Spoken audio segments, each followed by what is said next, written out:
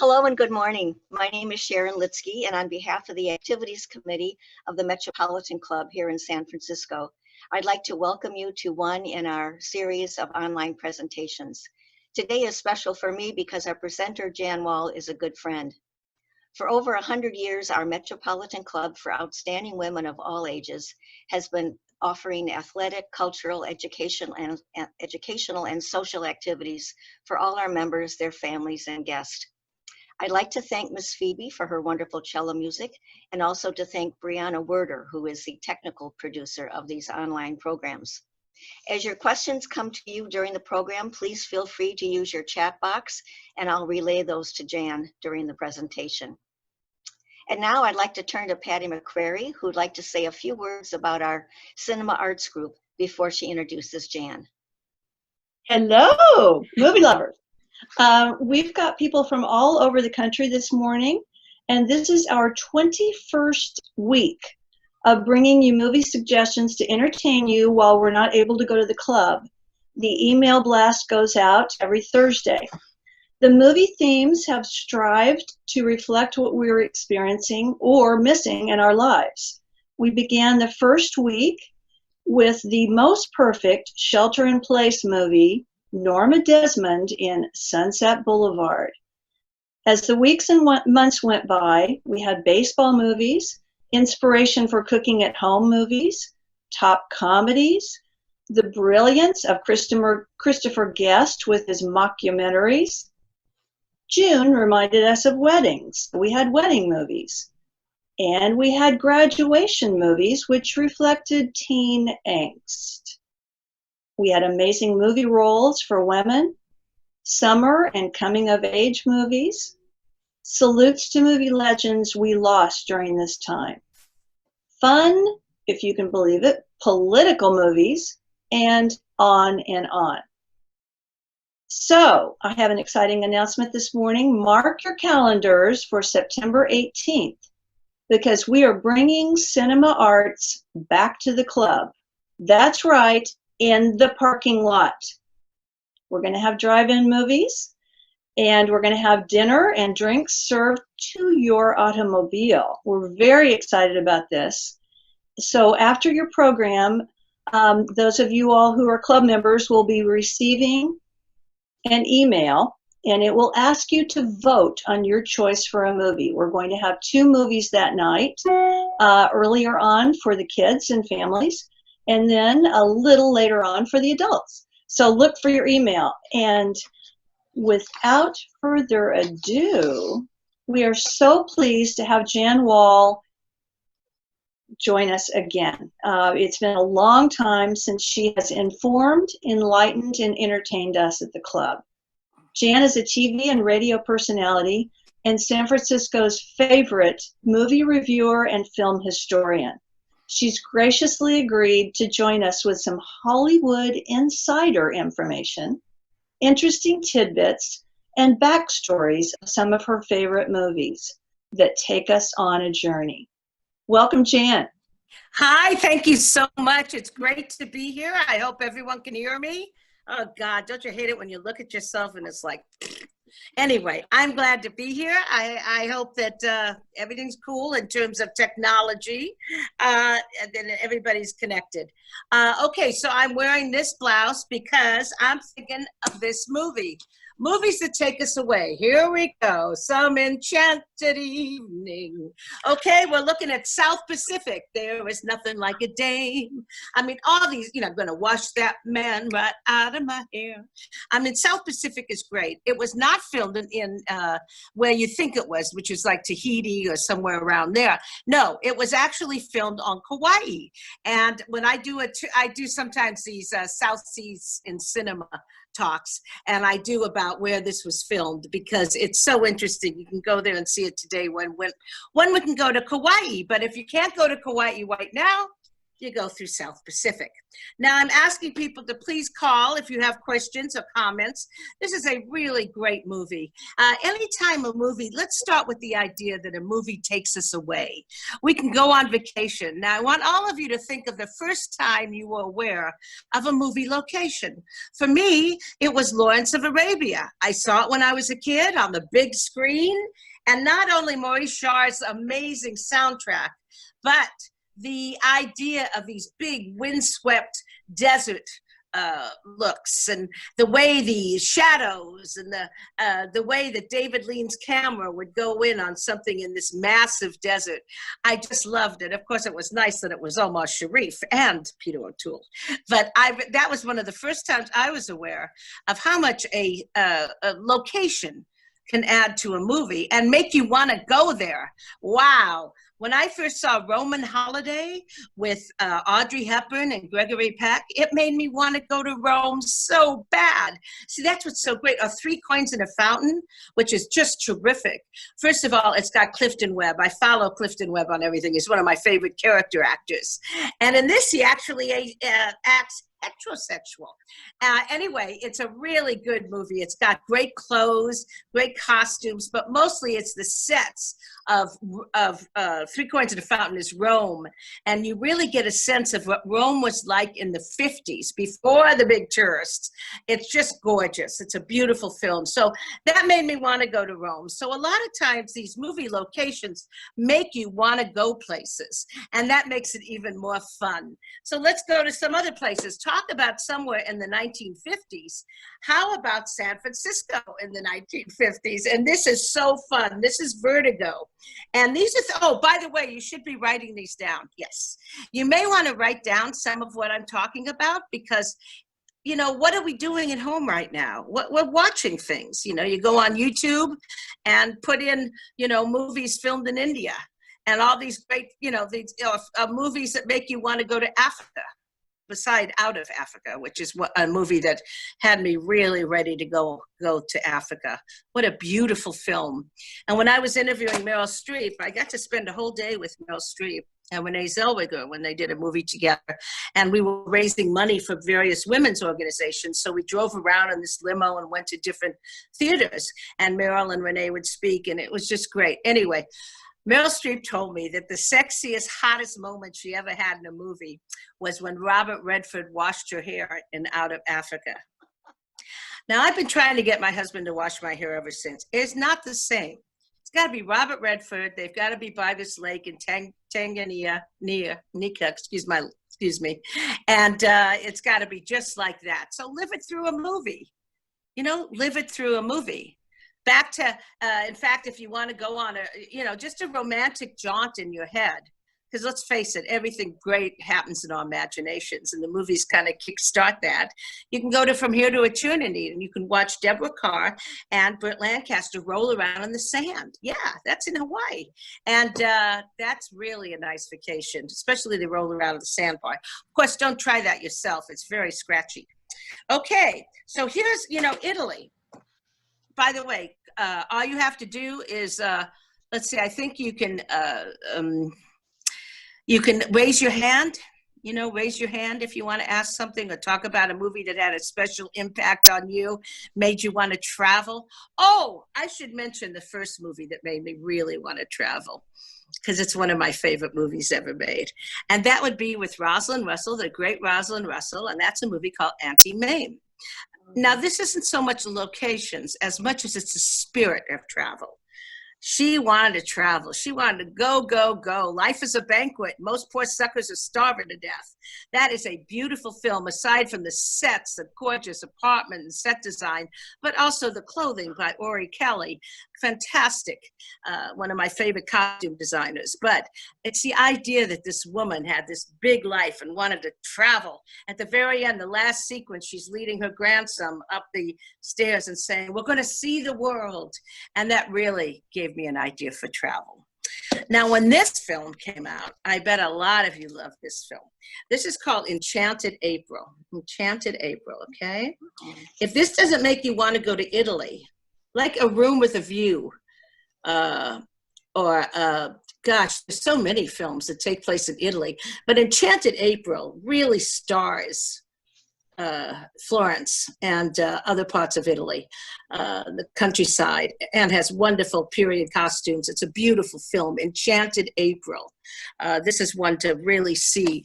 I mostly pick movies that well, not Vertigo, but mostly have happy endings, because I don't know, I'm tired of this, you know, the way we're stuck at home. And so I look for uplift in the movies right now. And even though I can do talks on politics in movies and social issue movies and all kinds of other things, I'm looking for laughs in film too. Laughs and feel good at the end. Now, a movie that takes you to England. Okay, I'll go back to Italy. Don't worry, we're going back to Italy. We haven't finished with Italy yet. There's too many great ones. But This is a movie with one of the happiest endings in a movie ever. You know, there's serious movies like Shawshank Redemption, which has a happy ending, but the rest of the movie is very serious, brilliant film that it is. This movie not only takes you to a certain neighborhood in London, but has you just smiling at the end. You will be singing in the rain. And this is called Notting Hill. This is so fun. First of all, it's just Hugh Grant's best film. I mean, and that's saying something, because About a Boy is really great and many other Hugh Grant movies are great. But this film is so good. And it's Julia Roberts told me she didn't want to do this role because she thought it was too easy to phone in a story about a movie star. She's played movie star. She is a movie star. But she wanted to stretch, right, as an actress. But she's so perfect in this, and this movie is so well made. So I would say, even if you've seen it, now let's get into even if you've seen it thing. Sure, a lot of us have seen this. Sure, a lot of you are movie buffs, but next time you watch a movie, like let's say it's a black and white, look for the lighting. Look for the, one of the things I teach when I teach how to be your own movie critic, I teach this class and, I do a talk on that, how to be your own movie critic. And one of the things I say, look for the lighting. When you watch a black and white film, and there's so many great ones, God, I could just do black and white movies. So many great ones. I mean, and when they're on location, like Roman Holiday, that was black and white, and it's fantastic. The locations are amazing. But anyway, look for lighting that's, it's Rembrandt lighting, okay? You know how Rembrandt would take like a side of the face and light it, and then the other side would be dark, or a side of a table or a side of a vase. He would light it. Where was the light source coming from? But he did it with painting. Well, cinema is art, and people do it with lighting. So look for the light sources. Where is that happening? Why are those shades doing that? Why is the rain doing that? I mean, there's a million things. Even if you've seen the movie 1,000 times, you can look at new things. Like, for instance, I just did a big talk on costume design in film. I love costume designers. I love talking about them behind the scenes and in front of. And, they managed to give us character delineation, very interesting, through costumes. So I would look at like the costumes, look at the sets. There's just, in fact, speaking of that, oh my God, you guys, I have these books, you won't believe it. I have a huge movie book library. Whoa, this thing is so big, it's hard to even lift up. Like, here's something. Anybody like interior design? This is called MGM Style. And what it says underneath is Cedric Gibbons and the Art of the Golden Age of Hollywood. This is this amazing book. Our library finally in Marin here is open, so you can call in and ask for books. This is a great thing to look at, these big coffee table books, and it shows you all these great pages, all these wonderful pages of the way things looked at the nightclubs of Fred and Ginger, by the wonderful world of Chinatown. I mean, it's fantastic. So this is called MGM Style, the history of set design, really. It's just fantastic. And Art Deco, lots of Art Deco for all those Art Deco fans, including myself. So that's a little bit there. And then, let me just get something. Pardon me, I'll be right back. Okay, here we go. So, and then I thought, hey, one of the great things that has been given to me in this life is I've done about 40 cruises on Crystal Cruises as a lecturer. Now, we don't do that anymore, but I've been all over the world because of that, all over the world. And China, we visit the last emperor, or I've been to, everywhere you could think of. And what I love is movies about being on a cruise. The best, most escapist, most fun way to get on a cruise is Gentlemen Prefer Blondes. This is it. Oh, yeah. This is so fun. This is done on the Ile-de-France. And when it was still out there, very elegant ship. I mean, as much as I love the Crystals and the other ships that I did, I really love the Ile-de-France because it's very Art Deco. So that is an example of how you can have fun. And it has Jane Russell She was such a great friend. I was so lucky to know her. I helped her raise money for her. She had a whole thing about adopting orphans in Europe, and she kept that growing, this organization. And just like a year before she died, I did a big event with her at the St. Francis Hotel. And she is great. I mean, she at that time she was very bohemian, and she at the end of her life, and people would say, "Oh, Jane Russell," she'd wear like these beautiful muumuus, and then she'd wear Birkenstocks, and she didn't want to dance with anybody, and she was just fantastic, very gorgeous, still Jane Russell. Nobody was better looking. But anyway, this is her in Maryland. You can see here's Janie. Anyway, so Janie was great, and she'd get up there and she'd say, "Hey, I know you're all looking at me and saying, hey, that's Jane Russell. She doesn't look so great." And then she'd go like this, and she'd go, "Well, you all don't look so great either." Like that. She's a great movie star. I loved her. Anyway, I loved her with Robert Mitchum. She always said she was the female Robert Mitchum. Anyway, Gentlemen Prefer Blondes. She actually does a parody of Mae West in this. And since Mae West is my personal role model, oh, you know what I mean? She does a very good job. So these are kind of fun things to kind of take your mind off.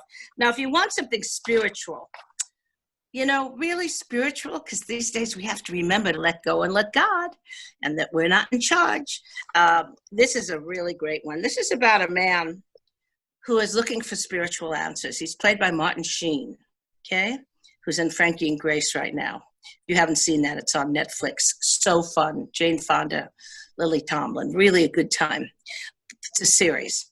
But this is Martin Sheen, and it's directed by his son. It is so well done.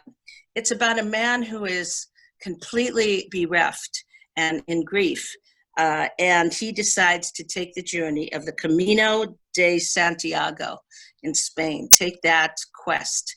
And it's all about following him. And you go through the hills of Spain and all these churches, and it's just beautiful. You meet all these other people who are also trying to find answers. This is called The Way. The Way. Okay? And I'm telling you, this thing is so well done. Emilio Estevez, who directed it, told me this was so important to him because he had done this. It is about finding peace within yourself. And a lot of us can't get to do this. So I have some friends who have done it, but that was a while ago. So see the movie called The Way. It's really great. All of these, all you have to do is go into Google, right? And go, where can I find The Way? Where can I find Gentlemen Prefer Blondes? And you'll be amazed. It's all there. Any questions or comments so far?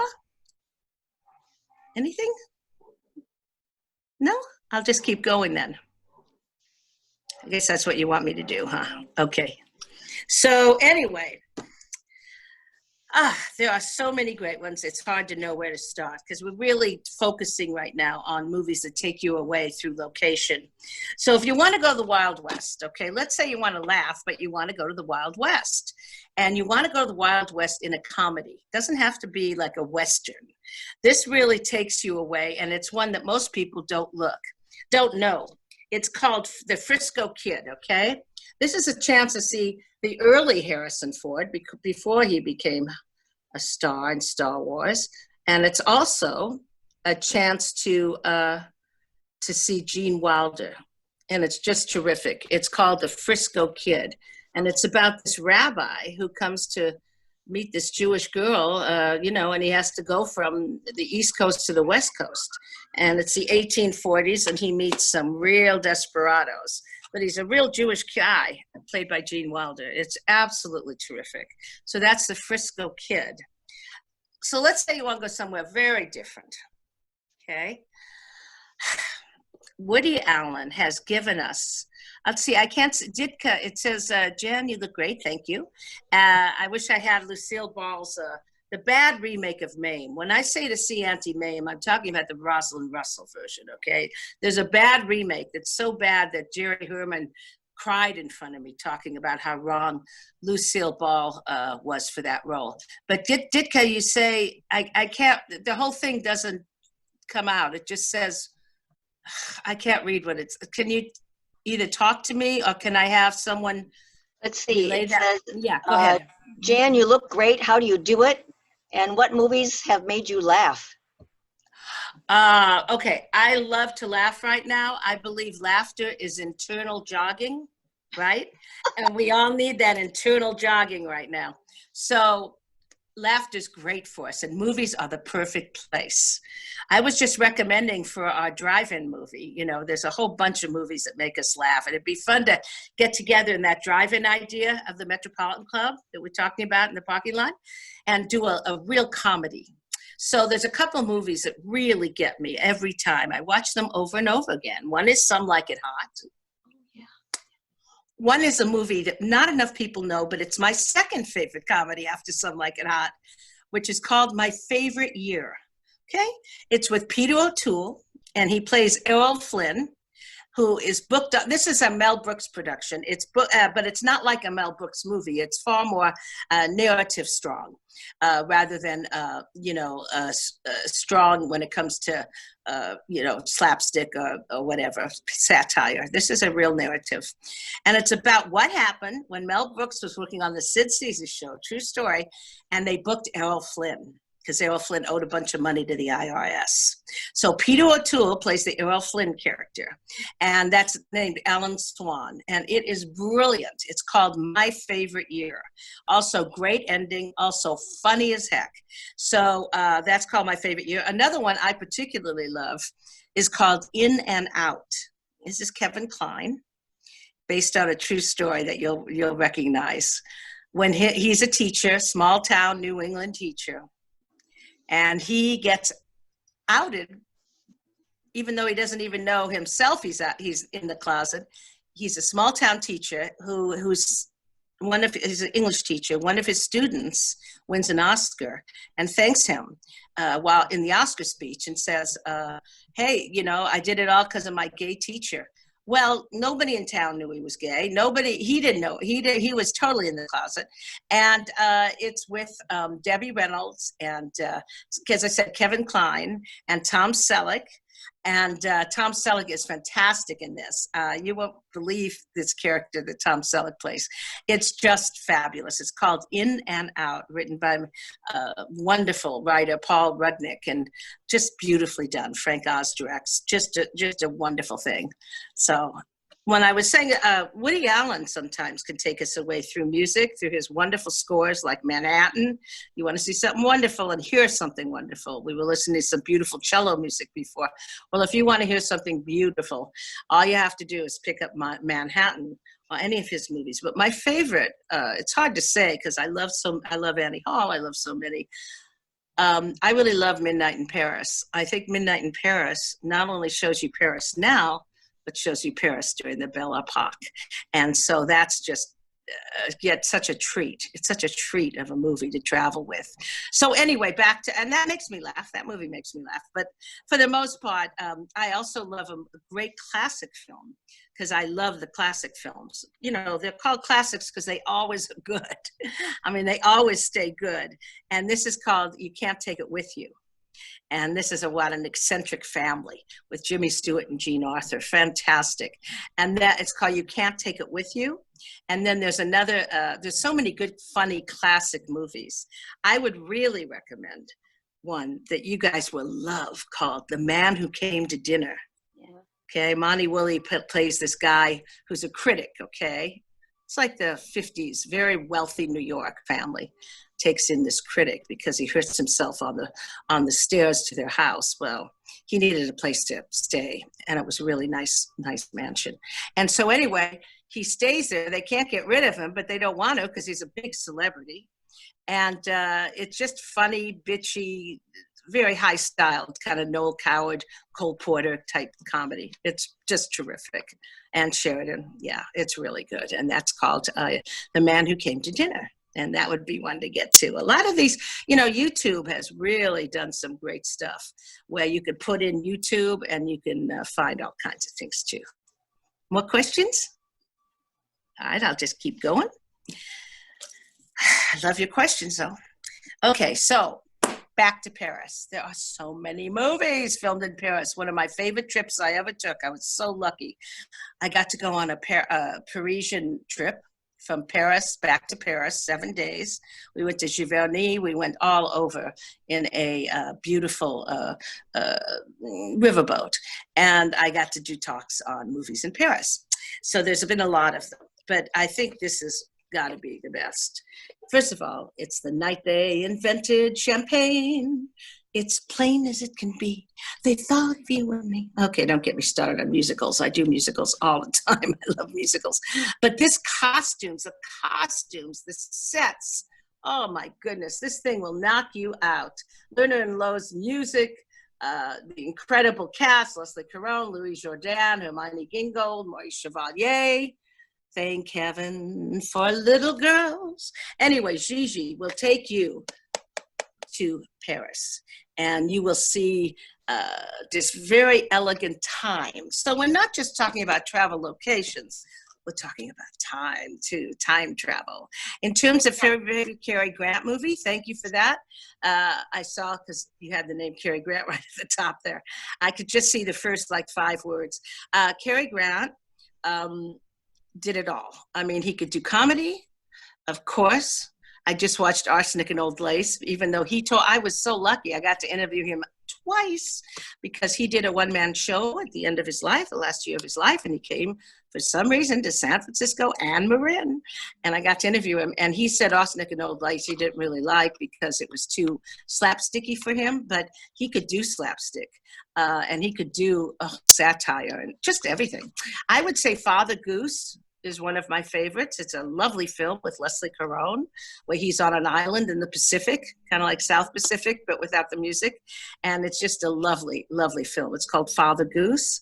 And in terms of not musicals, I was thinking the Philadelphia Story, which is a lovely film set in Newport Beach, set with, not Newport Beach, sorry, that's LA, that's down my neighborhood where I grew up. I grew up with movie stars and swimming pools and all that. I was very lucky in West LA. But anyway, so Newport Beach was where we used to go and look at John Wayne's boat.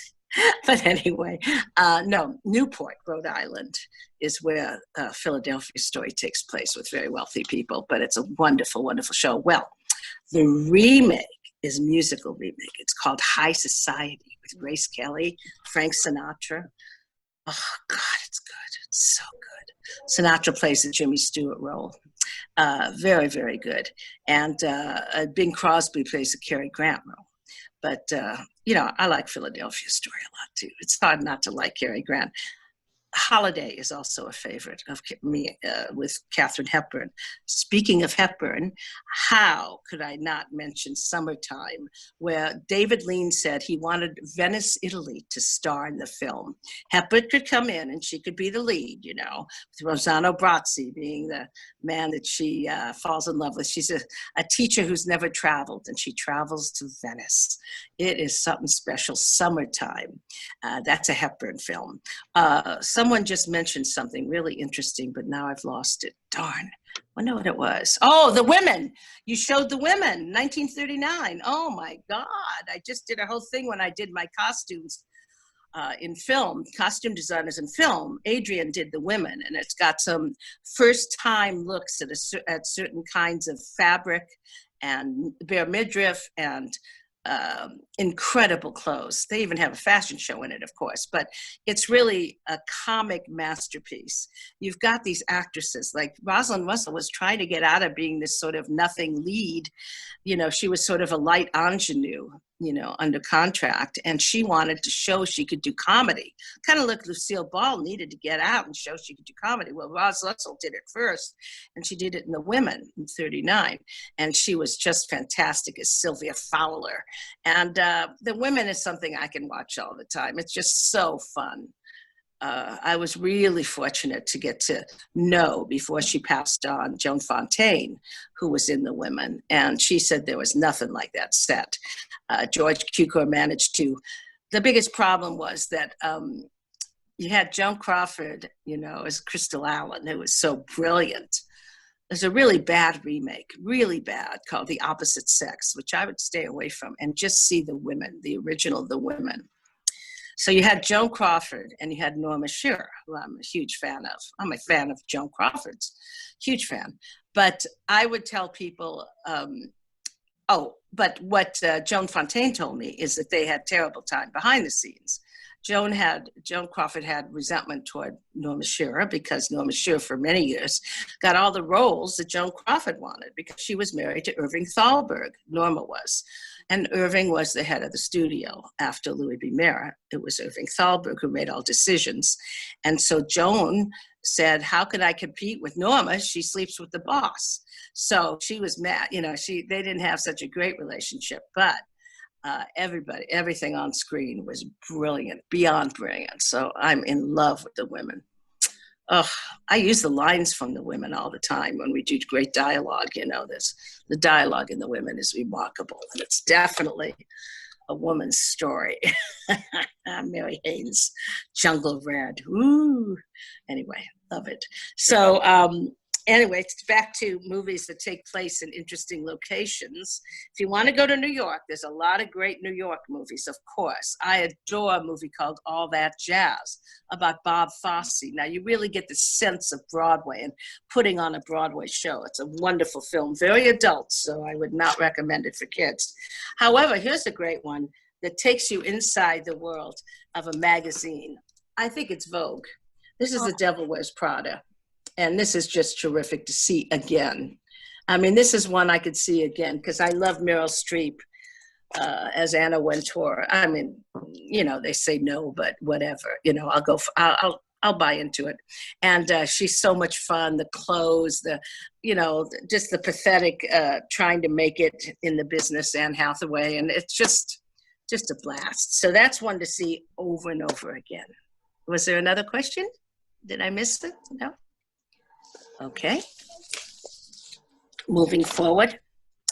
Okay, sometimes you cannot do remakes. Remember I said you do not do the opposite sex, you do the women. You do not do Mame, which is the horrible Lucille Ball version, which should have been Angela Lansbury. You do Anti-Mame, which is the Rosalind Russell one. So you don't do these bad remakes. So you want to do the original. So I want you to do a movie that takes you to Australia, to the outback, and then it takes you to New York, and it's called Crocodile Dundee. And this thing is so much fun, but just see the first one. Don't get caught up in they tried to brand him and just ruin it. But it's got such a freshness, the original one. And the leads ended up staying married forever. So that's kind of fun. I've got here The Best Exotic Marigold Hotel. This movie caused people to go to India. This movie makes you want to go and see the colors and the smells and the exotic world of India. It's about a group of seniors who are going to move to India. Things are so bad in Britain, and they end up staying at this hotel, and it's all the adventures they have. It is the most beautiful film. Again, an example of how we don't get older, we get better. We get more interesting. We get more rounded and textured. And it's just the best. And it's called The Best Exotic Marigold Hotel. Now, I would love you guys. Sometimes what's great about watching on the small screen is you can just do one part of a movie. You don't have to do the whole movie. And sometimes one part is enough. Like I do a talk on food and wine and film, right? And I was showing a scene from Food, Glorious Food from Oliver, because it was just about the need these children had for food and how they love it and how they celebrate it, how they long for it. Well, the beginning of a movie called La La Land, just from 2 years ago, is so brilliant. It's a musical number that highlights and uses everything from Busby Berkeley to every kind of musical number in the history of Hollywood to current, wonderful dances. It's from La La Land. It's the beginning. It's called Another Day of Sun. It's a number where you see all these kids on the LA freeway. Okay, so the LA freeway, clogged, congested, smoky, just horrible air, all those things that happen on the LA freeway. And they're stopped, of course, in traffic. And all of a sudden, it bursts into this musical number. And it's right at the open, okay? It's right at the open, another day of sun. So you guys, you have to see that. It's the beginning of La La Land. Then you can go on and see the whole film. I mean, I think it's a brilliant film. I love it. It made my top 10 list this year. But you should see that. It's really, really wonderful. And then there's some movies that just take it. Let's go back to the idea of location, okay? The bucket list. I mean, this thing takes you on an African safari to the Great Pyramids, to the Great Wall. I mean, if you can't get to the Great Wall, you should see this movie. Gosh, I love being there. Being at the Great Wall was what an honor. Takes you even to the North Pole. It's called The Bucket List, and it's with Morgan Freeman and Jack Nicholson, who really are a great team. Then Eat, Pray, Love. Eat, Pray, Love goes to Italy, right? Eat, Pray, India, and it also goes to Indonesia, Bali. Now, if you've never been to Bali, Eat, Pray, Love is a really good way to get there. Julia Roberts is terrific in this movie. And the whole movie is great because it's based on the novel, you know, like Under the Tuscan Sun with Diane Lane, one of my favorite actresses. When a movie takes you to just the right location that the book took you to, it's fantastic. Sometime I'll do a thing about books to movies, you know, because that is a really good talk about how when movies are done right, they really get you from the book to the movie. When they're done wrong, then that can happen as well. But anyway, Eat, Pray, Love. And it's good eating scenes too. So you could do, you know, it'd be fun is if you do like a party and you show Eat, Pray, Love, and you have Italian food, you have Indian food, and you have Balinese food, because Bali is really something to see. Whoa, what an interesting place. So that's an idea for y'all. I talked about Midnight in Paris because that takes you to Versailles as well as Paris. And then, of course, people are out there going, hey, if we're talking location, let's go back to Italy with Room with a View. That's another one, like Summertime, where David Lean said he wanted Venice to star. Room with a View has Florence, Firenze, absolutely great. Some of these places have gotten very commercial. I went to Salzburg, and I'm thinking I'm in Salzburg. What's in Salzburg? Oh, yes, The Sound of Music. Many other things, of course, Mozart Museum and many, many other things. But The Sound of Music tour, you know, and all you have to do actually is see the movie. And then you get your tour of Salzburg, and it's absolutely gorgeous, absolutely gorgeous. So Salzburg, and that would be Sound of Music. You know, not all movies give you a great look at travel. I actually was thinking of a couple that give you a bad look at travel, okay? Like a bad trip, but not a bad acid trip, a bad trip when you're on a trip, you know, like, and you want comedy, let's say, but it's about travel, okay? So that would be Planes, Trains, and Automobiles, which is about the idea that hell is other travelers. Planes, Trains, and Automobiles. I really like that one. And then Jaws, you know, if you want not only the music, of course, John Williams' amazing score, but I do this talk about scores in the movies, and so often the music takes us there. But with Jaws, you never want to go into the water for sure. And then Castaway. What could be worse than getting stuck with a volleyball as a companion? Nothing but a volleyball. Oh, hey, I bet some of you have felt that way with people, huh? Yeah. Anyway, so it's fun. Now, a good year is Provence. Of course, France. Of course, we're in France. So Provence. I love, there's a movie I love very much called Cinema Paradiso. If you haven't seen that for a long time, it's an Italian film, and it celebrates the idea of the movie theater. It's about a boy in Sicily, little town in Sicily, who the town community, it all happens in a movie theater. And he grows up and becomes but as a child, he's very close with the projectionist. And it's what happens to him. The music, everything. Cinema Paradiso is absolutely gorgeous and also shows you small Italian towns, which is nothing wrong. Call Me By Your Name. There's one with incredible look at a small French town, which is Italian villa, Italian towns. So much happens in Italian villas, right? That's a perfect place to set different movies. It would be crazy for me not to add a movie that had me right to Mykonos called Shirley Valentine. This movie is so great. I want everybody out there to write down Shirley Valentine. See it again if you've seen it. It has a wonderful ending, really uplifting, but it's about a woman who gets her life saved by going from England to Greece. It is so amazing. Shirley Valentine. So that's one to see. Of course, Greece, that would take us to, the great Anthony Quinn in Zorba the Greek. And he embodies the Greek spirit in that film. But Shirley Valentine, now, double feature, that would be a good double feature with Greek food. Okay, so I'm planning your whole night for you. And then, I've got some other things here to show you. I want to go back to the idea. Have we got any other questions? No? Okay. Go back to the idea of when you're home and you're looking at movies, then go further. Study about the movie, go into, if you're watching Some Like It Hot, then go to YouTube and go to the making of Some Like It Hot. If you're looking at West Side Story, go to YouTube, go to the making of West Side Story. I mean, there's so many amazing things that are now available to us.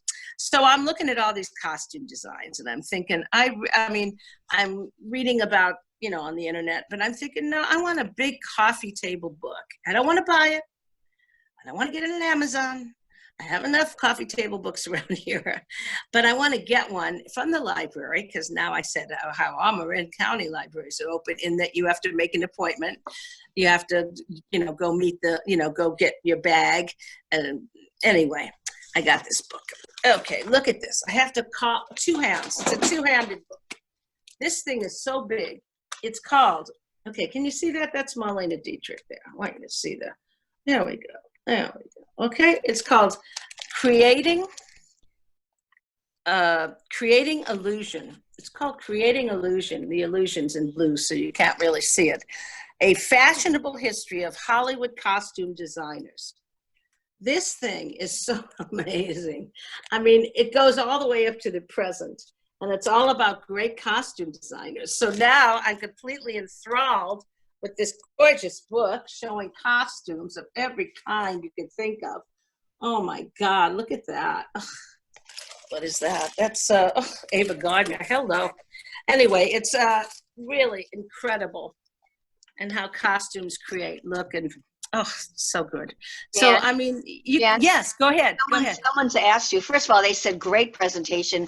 And what are your top 10, they asked? Top 10 of all time, Sharon, or It didn't say. top I 10 don't know. now at this moment, or well, okay. So it changes every day. If we do top 10 right at this moment, I'm going to do this. Okay. Right at this moment, I'm going to say there's a movie that was only done about 4 years ago. It's called The King's Speech. The King's Speech.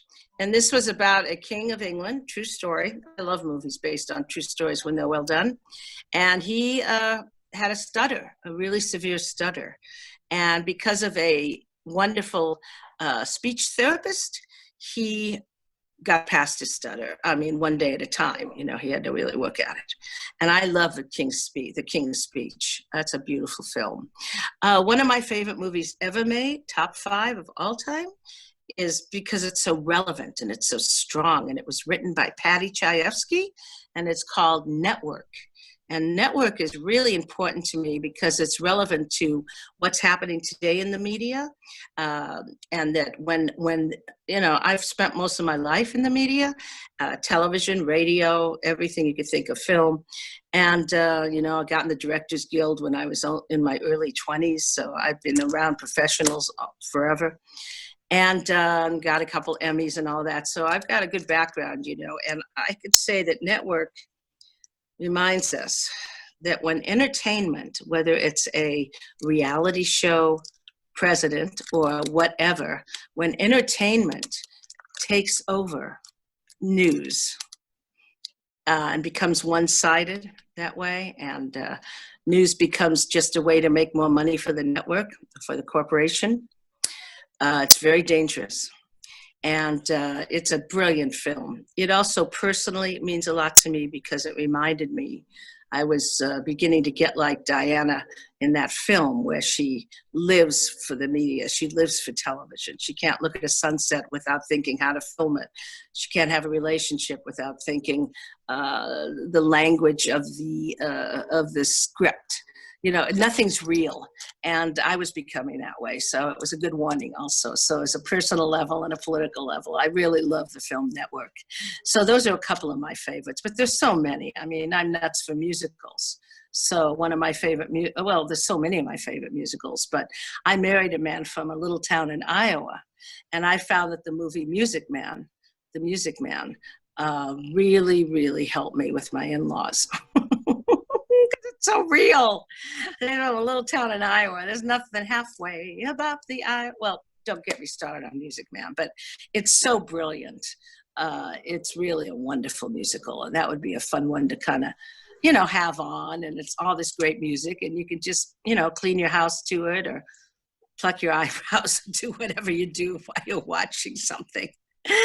It's really a lot of fun. It's a great one. So there's so many. I mean, I could give you just nothing but musicals, nothing but comedies. You know, we've sort of gone through some of those, but those are a few of my favorite films. Then there's a movie I love very much, especially right now. I just watched it again, called A Face in the Crowd. And a lot of people don't know this movie, but they should. And once you see it, you'll never forget it. It's called A Face in the Crowd. It was the first time anybody ever heard of Andy Griffith, but he doesn't play Sheriff of Mayberry, no. He plays a man who was plucked out of the Arkansas hills. He's a drifter. Patricia Neal finds him. She's producing a radio show, national radio show. She finds him. He becomes a huge star on radio, and his name's Lonesome Rhodes. And what happens is, I'll get to your romantic movies in a minute, is he becomes completely egomaniacal and decides he can run the world. It's called A Face in the Crowd. And it's a very good movie for warning us what can happen when someone thinks they can run the world. Okay, and then romantic films is a wonderful genre. I absolutely love it. It's, you know, romance in the movies just takes us away, and you don't need a partner. You get to do it all yourself. I really love Picnic. That's one of my favorite romantic films, and that's with William Holden and Kim Novak, and I adore Kim Novak, and I adore William Holden, and it's based, of course, on the Pulitzer Prize-winning Broadway show, and and Rosalind Russell's in it. It's just brilliant, about a small town, and the scene I particularly like is when they sing Moonglow. It must have been Moonglow, da-da-da-da-da, and she's coming down the stairs, he's at the bottom of the stairs, they do this swing dance. And you don't need to see anything. That's what's so great. You don't need to see them thrashing around in bed or any of that. You get to imagine it, and that's where the really sexy stuff happens. So I like that very much. I also find When Harry Met Sally to be a very romantic film, extremely romantic, because first of all, it asks a profound question that I always ask, which is, can men and women be friends? I mean, let's say they're both heterosexual. Can men and women, or gay, can you know, two men, two women, can they be friends and not have to, if they find each other attractive, not have to act on that? Can that happen? And I just think it's extremely profound. And it also has wonderful scenes and sequences in it. And you can watch, you know, you can watch the fake orgasm scene forever. I'll have what she's having, you know. I mean, it's just cinema. Cinema is so beautiful. These little celluloid images stay with us always. Mm-hmm. So there's a few romantic movies. I mean, my husband's idea of a romantic, well, he's an ex-military guy. His idea of a romantic movie is Patton. I get so tired of wearing that uniform. Jan, I have to ask you, how did all this happen to you? your amazing background. How Yeah, did you yeah. get started? Well, it didn't happen to me. I made it happen. You know, things don't happen to you. You make it happen, you know, at least that's my experience. And I was raised in West LA, and I was raised around, people know West LA. It was a very movie star type area, Westwood and Beverly Hills. And it was, I was always in love with classic Hollywood. My parents always sat us down to watch, you know, Roz Russell, Errol Flynn, Irene Dunn, musicals, you know, swashbucklers, war movies. I mean, we always watched all that stuff together because they loved it. Well, in our neighborhood, Barbara Stanwyck lived, and all kinds of exciting people. And, you know, you'd see Sinatra in a car. And my dad played big band drums, so that we had this great big band music happening. So, and all my friends' parents worked in the industry. So we would go to movie sets, you know, and stuff. So I found out at a very early age in high school, University High in West LA in Brentwood, I found out that TV was more fun than movies. Movies is a lot of sitting around, you know, for setups, whereas television happens fast. And I was chosen to be on TV, and when I was in high school, and you know, it just went from there. And so I majored in broadcasting, and I was always meant for it. I was a critical thinker from very early, and I became a producer of documentaries because of 60 Minutes. When I was a kid, I said, I got to do that, because I came from a social issue family, and I really wanted to produce documentaries. So I did that.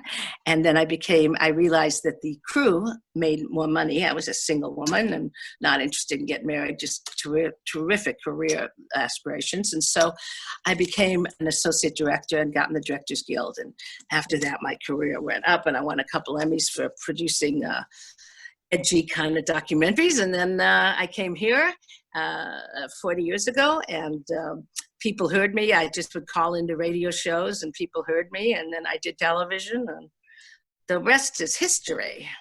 I found my calling. You think? You think, Sharon? So, what amazes me, your memory, your recall. When you love it, yeah. Yeah. And I'd like to explain the hat thing, because I know someone will ask or want to know. So there's this movie called Gypsy. When I was a kid, we used to listen to show tunes and soundtracks. I'm sure you guys did too. Remember the soundtracks for things like My Fair Lady and all those wonderful soundtracks? Well, Gypsy was about Gypsy Rose Lee, and she was a stripper. And she, you know, there was a wonderful musical called Gypsy. And there was a song where the strippers are trying to teach Gypsy how to strip. It's called You Gotta Have a Gimmick, right? And one of them said, you know, if you gotta bump it with the trumpet. You know, this woman is stripping to trumpet, and somebody else is stripping to ballet moves. Sharon, I can really see you doing that, but okay, that's another story. And then another one is electric lights, and it's just a fun number called You Gotta Have a Gimmick. And I thought, hey, I like that. And so when I was asked to do television about 30 years ago here in the Bay Area, I thought, hey, I want to do something different. And I always loved hats, you know, ever since I saw the last scene in Casablanca where Ingrid Bergman has a fabulous hat. And then now Voyager, where Betty Davis comes down the gangplank in this fabulous hat. So anyway, so I'm thinking, I like hats, so I'm going to do hats. And so I was told, oh, they'll laugh you off camera, you know, you'll never be taken seriously. I said, I want to try it. And all I know is I did it. And all of a sudden the cab drivers were yelling out to me, hey, Wahl, how many hats? You know, and pretty soon it kind of took off. And so I like hats. Jan, Yes? I did hear you mention Emmys. Could you just tell us about that? Sure. I have two of them. They're over there. I should have them like right behind me, right? That would be, yeah. Anyway, one of them is from 1977. That's how old I am. But I was young. That's what got me in the Directors Guild. It was called They Still Say I Do. It was a documentary. I was reading about Lee Marvin, an actor I truly love, really strong actor. And he had just been sued for palimony. And that was this new idea, you know. My sister became a lawyer because she's like all about the law. And we were always talking about this palimony idea, that you would be paid, even if you weren't married, you could get some kind of money from this guy you supported or whatever. Anyway, I thought that would be a good documentary. So I fought for it and I got to do it and it won an Emmy. And that was a really great thing. And then the other one was called Women's Work Never Done. And that was one about women taking jobs that were usually just, this was during the women's movement, which I was a big part of, which was a big part of my life and still is. And it was about women taking on jobs that men traditionally did. Which, when I became the second woman associate director in the history of the network, yes, that was a job that men usually got for two reasons. One, you have to order people around, and men don't like women ordering them around, and in a nice way, but you're in a position of authority. And then the other one is they make as much money as the men because of the Directors Guild and the unions, and the men didn't like that. Why do you need money? You're just this young girl, Luckily, I saved my money. Yeah. When you were talking about funny movies, one of my favorite is Birdcage. Yeah. Oh, yes. Birdcage is great. And I'm glad you brought it up because, write this down, everybody. The original Birdcage, better than Birdcage, and funny, is a French film. It's called La Cage aux Folles. Okay? And it's a French film. Don't get number 2, just get number 1. It is so fabulous. Michel Serrault and these famous French actors. And it is great. I like it even better than Birdcage because it's a lot more powerful about the relationship. I mean, as good as, Nathan Lane and Robin, of course, the wonderful Robin Williams, but that was Birdcage. But this is about how hard it was, this family being torn apart because the boy had to stay. The boy didn't want his new family to be introduced to his gay father and gay stepmom. So it's great. It's called La Cage aux Folles, and it's really one to see. If only, one of my big wishes, and I've said this to Jerry Herman before, who wrote the words and music to the Broadway musical, La Cage aux Folles, that's got to be a movie. But Hollywood has not shown that kind of imagination and taste. Any other questions out there for Jan? Any other? Remember to unmute yourself if you have a question. Go ahead. I was looking up the movie Summertime on my Netflix, so I could get some of these movies you mentioned. But it's with Katharine Hepburn, not Audrey. What? Katharine Hepburn.